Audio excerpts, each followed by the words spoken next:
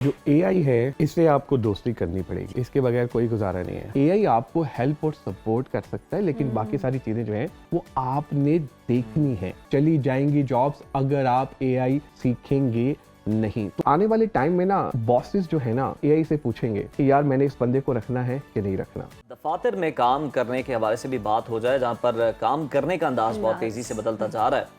जहाँ कभी फाइलें, कंप्यूटर और ईमेल बड़ा इनकलाब समझे जाते थे, आज वहाँ पर हम देखते हैं कि आर्टिफिशियल इंटेलिजेंस एक नई हकीकत बन चुकी है। कुछ इदारों के लिए एआई तरक्की, रफ्तार और मुनाफे की अलामत है, तो वहीं बहुत से मुलाजिमीन इसे अपने मुस्तकबिल के लिए खतरा भी समझ रहे हैं। ऐसे ही है, और ये जो नया इनकलाब है या ये खामोश बहरान है। और सबसे अहम बात यह है कि क्या इदारे एआई अपनाने से पहले अपने मुलाजमीन को ज़हनी और अमली तौर पर तैयार कर रहे हैं। पेशा वराना दुनिया में एआई का असल किरदार क्या है और इस बदलते मंजरनामे में मुलाजमीन और इदारों को क्या हिकमत अमली अपनानी चाहिए, इसी पर रोशनी डालने के लिए हमारे साथ स्टूडियोज़ में मौजूद हैं कॉर्पोरेट ट्रेनर रज़ा साहब। बहुत शुक्रिया आपके वक्त का। वेलकम टू सुनो पाकिस्तान। सबसे पहले तो ये बताएं कि आपके नज़दीक दफातर में ये जो आर्टिफिशियल इंटेलिजेंस का इस्तेमाल बहुत ज़्यादा बढ़ गया है, ये कितना फ़ायदेमंद है? सबसे पहले तो बहुत शुक्रिया आपका, थैंक यू वेरी मच कि आपने opportunity the Uzair and Maham, thank you.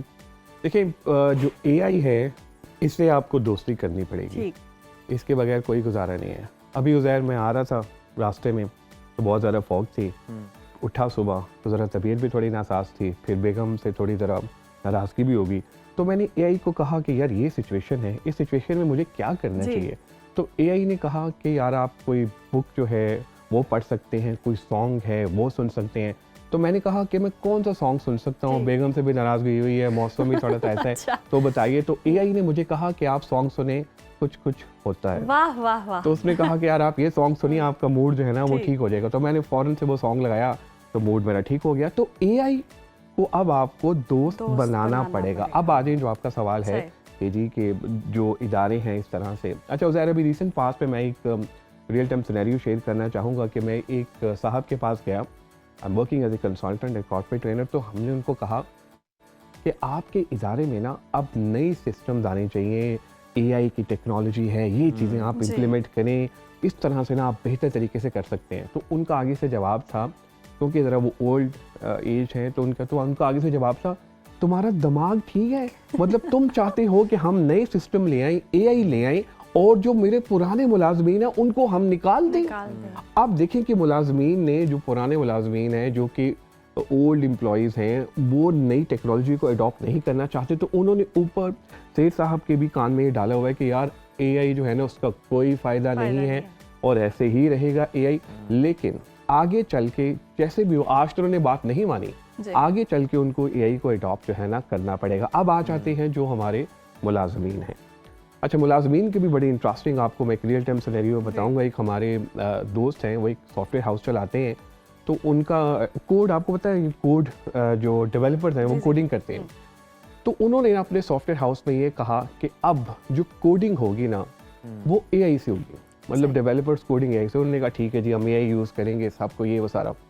अब एक डेवलपर आया, वो कोड करके उनके पास एक प्रोजेक्ट मैनेजर के पास लेकर आया कोड के, जी देखें जी मैंने कोडिंग कर ली है। अब वो कोडिंग गलत थी, एआई आपको बना के दे सकता लेकिन आपने खुद देखना है। अच्छा, वो अब आपके कह रहा है कि देखें जी आपने कहा था कि एआई से काम करवाना है, हमने एआई से काम करवाया, ये गलत किया है। तो एआई ने गलत किया है, हमने गलत नहीं किया। लेकिन एआई आपको हेल्प और सपोर्ट कर सकता है, लेकिन बाकी सारी चीज़ें जो हैं वो आपने देखनी है।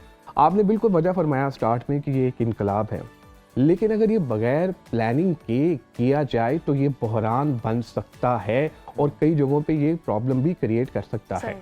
असल क्या मुस्तकबिल के अंदर एआई बिल्कुल ही मुलाजमतों के खात्मे का बायस बनेगा या फिर कम हो जाएगा? मतलब अगर 10 लोगों से काम चल रहा है तो फिर वही काम 2 लोग सर अंजाम दे रहे होंगे एआई की हेल्प के साथ। अच्छा यार, सबसे पहली चीज़ तो मैं क्लियर कर दूं कि बिल्कुल भी एआई से डरने की ज़रूरत नहीं है।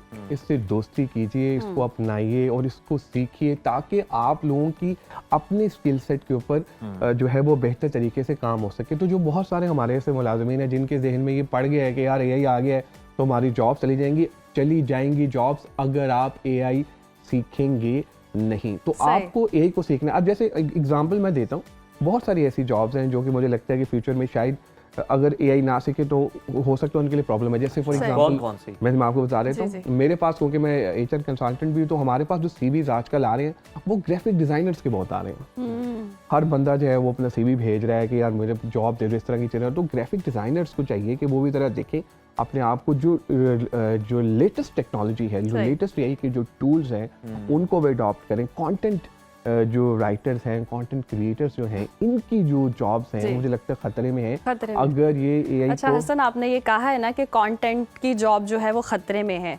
एआई पे हम मुकम्मल तौर पर रिलाई भी नहीं कर सकते। वो कहीं ना कहीं उसको जैसे हम डिक्टेट करेंगे वो वैसे रिस्पॉन्ड करता है और समटाइम्स बहुत गलत भी करता है। एक ऐसे ही मेरी नज़रों से वाक़या गुजरा है कि उसको हमने स्किन बोला तो उसने लिखा कि चमड़ा। तो अब स्किन और चमड़े में बहुत फ़र्क है। तो वो एआई उस तरह से मुकम्मल रिलायबल भी नहीं है। देखिए ना, वो किसी ने एक खूब कहा ना, उसने कहा कि AI, तो अब AI आ गया है तो हमें उसको प्रिपेयर करना है। तो बिल्कुल आपने वजह फरमाया कि बहुत सारी ऐसी चीज़ें हैं कि जब हम देख रहे होते हैं तो हमने उसको ना वेरीफाई भी करना है, हमने उसको देखना भी है। जैसे वो कहते हैं ना कि नकल के लिए अक्ल की ज़रूरत होती है, तो जब आप इस तरह की वहाँ से ले तो आप आंखें बंद करके उसको एक दफ़ा ना कर लें, एक दफ़ा वेरीफाई करें। और एक टूल्स नहीं, 2-3 कितने टूल्स अवेलेबल हैं, तो आप वहाँ से वेरीफाई करके इन चीज़ों को देख के तो जो है वो आप करें। अब जो मुलाजमीन हैं हमारे यहाँ पे, अच्छा उनके ज़हन में एक डर बैठ गया, खौफ बैठ गया कि यार देखो ना, मैंने अगर मेरी तो जॉब चली जाएगी अगर ये सिस्टम आ गई। इस तरह से ऐसे नहीं है। अगर आप वो टेक्नोलॉजी को सीखेंगे, जैसे जेन ज़ी की अगर हम बात कर लें, Gen Z is doing an amazing, I mean Gen Z तो कमाल ही करें ना। तो वो टेक को जितने भी हमारे जो बच्चे नए आते हैं, आप देखें किसी भी इदारे में जब नए जेन ज़ी आते हैं तो वो सारे टेक से हैं, वो सब अपना काम जो है टेक्नोलॉजी से करते हैं। अब प्रॉब्लम किसको है? जेन एक्स, जेन वाई, क्योंकि वो उसी तरह से चल रहे हैं। अब आप मैं इदारे का नाम नहीं लेना चाहता, लेकिन जब मैं उस इदारे में गया तो वो फाइलों पे काम, अभी भी मैं देख रहा था यार वो फाइलों पे काम करते हैं। वो कहते हैं जी प्रिंट निकाल कर आप ले आए, जो है हम उसी पे फाइलों पे करेंगे। लेकिन अब वो सिस्टम ही चेंज हो गया। तो we need to change with the changing dynamics. अगर आप अपने आप को चेंज नहीं करेंगे तो फिर एआई आपके लिए जो है ना, चेंज के लिए कितना प्रिपेयर होने की जरूरत है? आपको एआई को प्रॉम्प्ट भी तो करना आना चाहिए, आपको उससे काम भी तो लेना आना चाहिए। जैसे माहम ने भी एक मिसाल दी है, ये कितना जरूरी है और इसके लिए कितनी ट्रेनिंग होनी चाहिए? देखिए, हर इदारे को ये चाहिए कि वो चाहे वो टेक का इदारा है या नॉन टेक का इदारा है, वो एआई के ऊपर उसने आना ही आना है। आज कल परसों जब भी, कई सालों के बाद तो ये करना है। तो आप अपने जो एम्प्लॉयज़ हैं उनके लिए एआई के टूल्स और एआई के कॉन्सेप्ट्स के ऊपर जो है ना ट्रेनिंग सेशन रखें। जैसे मैं अभी रिसेंट पास में एक जगह एक ऑर्गेनाइजेशन में गया, तो उन्होंने पाकिस्तान में एक पोजीशन लगाई एक ऑर्गेनाइजेशन में, वो है चीफ एआई ऑफिसर। आप देखें ना, वो चीफ एआई ऑफिसर लेकर आ रहे हैं, वो चाह रहे हैं कि यार हमारा इदारा जो है उसका कल्चर चेंज हो, हमारे इदारा जो है वो लोग जो है वो टेक्नोलॉजी को लेकर आए। तो ये 100% आपको करना पड़ेगा। सही। अच्छा, जिस तरह से वैसे आप कह रहे हैं, इस तरह से मेरिट का भी समहाउ इस्तेहसाल है। एक ग्राफिक डिज़ाइनर जो एक पूरी स्टडी करके आता है और फिर वो एक्सपीरियंस के साथ वो उस तरह से डिज़ाइनिंग करता है, और मैं बैठूं और मैं प्रॉम्प्ट करूं कि मुझे ये डिज़ाइन करके दे दो, तो वो तो डिज़ाइन बन गया। तो मेरिट फिर कहाँ रहा? बिल्कुल आप सही कह रही हैं। मैं इससे भी लिंक करता हूँ। जैसे आप देखें ना, बहुत सारे जो हमारे इस क्वेश्चन की तरफ आता हूँ, मुझे याद आ गया, अब आने वाले टाइम में ना बॉसेस जो है ना, आपको मैं ये बताऊँ, वो एआई से पूछेंगे कि यार मैंने इस बंदे को रखना है कि नहीं रखना, मैंने इसको प्रमोट करना है कि नहीं करना, यार उज़ैर की इस साल सैलरी बढ़ानी है कि नहीं बढ़ानी, अगला शो देना है कि नहीं देना। मतलब वो एआई से अब इतने ज्यादा क्लोज हो चुकी है। तो गलत प्रॉम्प्ट ना करे, ये कहे कि मैं उज़ैर की सैलरी बढ़ा रहा हूँ, वो खुद ही बता। बिल्कुल बिल्कुल।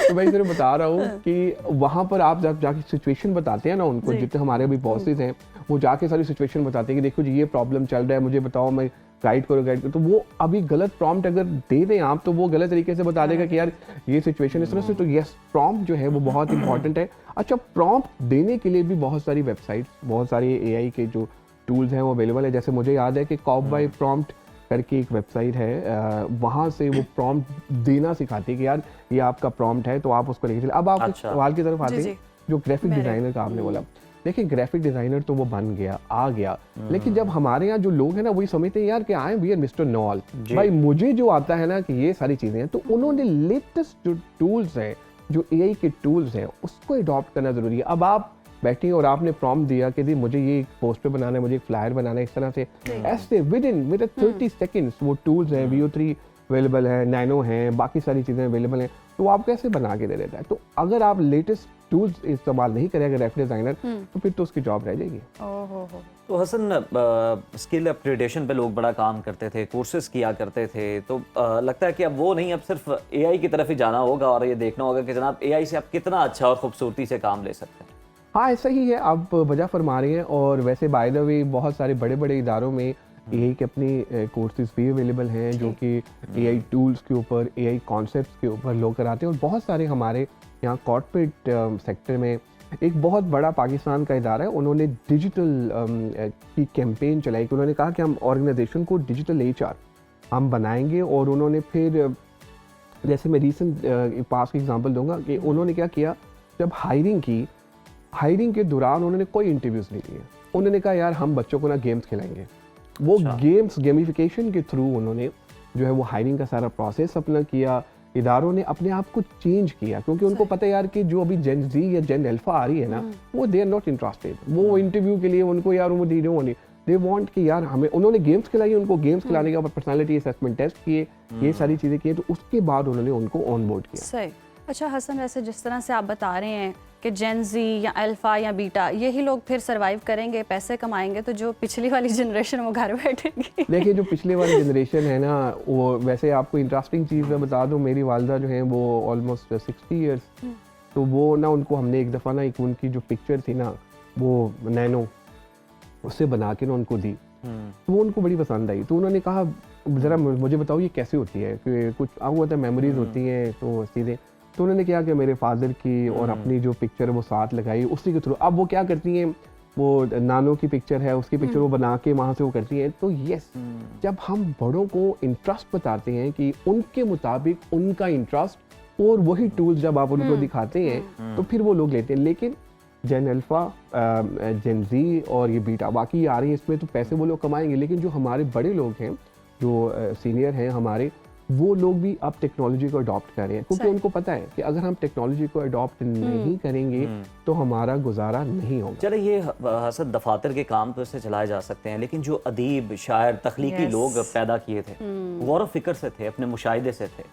अब कुरान हकीम भी गौर फिक्र का कहता है अगर आप बिल्कुल ये एआई पे डिपेंडेंट हो जाते हैं, अच्छी चीज़ है, लेकिन आप बिल्कुल ही डिपेंडेंट हो जाते हैं, खुद गौर फिक्र करना छोड़ देते हैं, दिमाग को जहमत कम देते हैं, तो फिर क्या होगा? नहीं, आपकी बात से मैं 100% एग्री करता हूँ। क्रिएटिविटी जो है समहाउ 100% एग्री, वो मिस है। और लोग जो हैं वो अपने जहन से सोचते उस तरह से नहीं है जिस तरह वो पहले सोचते थे। ये डिपेंडेंट बहुत हो गए हैं, बहुत ज़्यादा हैं। जैसे मैं अभी एग्जांपल दे रहा हूँ, हम एक सर्कल में बैठे बैठे, आप डिफरेंट एचआर्स को ये भी कहते हैं ट्रेनिंग में कि जनाब को थोड़ा क्रिएटिव बंदा भी देखें। ये टूल चलाने ठीक है, कीबोर्ड वॉरियर तो हैं आपके पास, लेकिन कोई जरा क्रिएटिव भी देखें। 100% होना चाहिए। देखो ना, it's not about AI, it's all about the combination, क्योंकि आप बंदा भी लेकर आते हैं। उस तरह से मैं भी आपको ये बता रहा था कि इतना डिपेंडेंट हो गए हैं कि अगर बीवी का भी मूड ख़राब है तो आप यही से पूछ रहे हैं कि यार मैं क्या एक्टिविटी करूं कि क्या चीज़ें ऐसी हों कि मुझे बताओ कि कैसे वो ठीक हो जाए। यानी हमने खुद से सोचना जो है ना, आप बीवी से पूछ रहे हैं कि मूड खराब हो गया, एआई से पूछ रहे हैं मूड खराब हो गया, बीवी की वजह से बीवी पूछ रही है मेरा नसीब खराब हो गया शौहर की वजह से।